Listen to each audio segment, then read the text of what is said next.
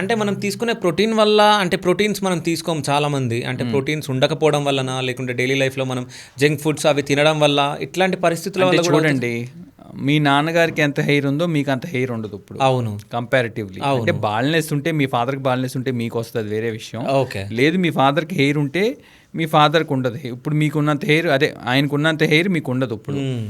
Next baldness ఉన్న parents కూడా, okay. అంటే ఒక పేషెంట్ 20 ఇయర్స్కే వచ్చారు మొన్న ఒకళ్ళు. సార్ మా ఫాదర్కి బాల్నెస్ ఉంది కానీ ఆయనకి 40 ఇయర్స్కి ఊడిపోయిందండి, నాకు 20 ఇయర్స్కే ఊడిపోయింది ఏంటి అంటాడు. ఓకే. వాళ్ళ లైఫ్ స్టైలు మన లైఫ్ స్టైలు వేరు. వాళ్ళు తిన్న ఫుడ్స్ మనం తిన్న ఫుడ్స్ వేరు. వాళ్ళు పెరిగిన అట్మాస్ఫియర్, వర్క్ చేసిన ఎన్విరాన్మెంట్ వేరు, మన ఎన్విరాన్మెంట్ వేరు. ఓకే. ఇప్పుడు బయట హైదరాబాద్లో ఎంత పొల్యూషన్ ఉందండి. ఆ పొల్యూషన్లో వెళ్తాం మనం. ఆ పొల్యూషన్ వల్ల, అది పీల్చడం వల్ల, ఈ స్వెట్టింగ్, ఇవన్నిటి వల్ల హెయిర్ ఫాల్ ఉంటుంది.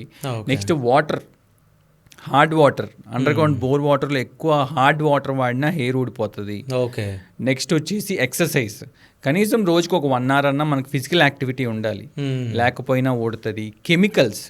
కెమికల్స్ బేస్డ్ షాంపూస్ కానీ, కెమికల్ బేస్డ్ సొల్యూషన్స్ కానీ వాడటం వల్ల హెయిర్ ఊడిపోతుంది.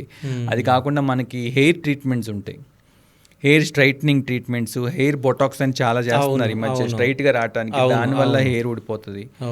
ఫుడ్స్, పొల్యూటెడ్ ఫుడ్స్ కాకుండా, కంటామినేటెడ్ ఫుడ్స్ కాకుండా ఫ్రెష్ ఫుడ్స్ తీసుకుంటే బెస్ట్. ఓకే. ఇట్లా కాకుండా ఇప్పుడు ఏమవుతుందంటే ప్రాసెస్డ్ ఫుడ్స్ వల్ల హెయిర్ ఊడిపోతుంది. సో మల్టిపుల్ రీజన్స్ అండి, ఎన్ని రీజన్స్ వల్ల ఈ హెయిర్ లాస్ అవ్వటానికి 100 రీజన్స్ ఉంటాయి. సో హెయిర్ ఫాల్ కోసం ఎవరన్నా ఒక పేషెంట్ మా దగ్గర కన్సల్టేషన్కి వస్తే కనీసం 20-30 minutes పడుతుంది ఆ పేషెంట్తో మాట్లాడటానికి. ఎందుకంటే ఇవన్నీ కనుక్కుని అన్నిటికీ ట్రీట్ చేస్తే కానీ హెయిర్ ఫాల్ ట్రీట్ అవ్వదు. ఓకే.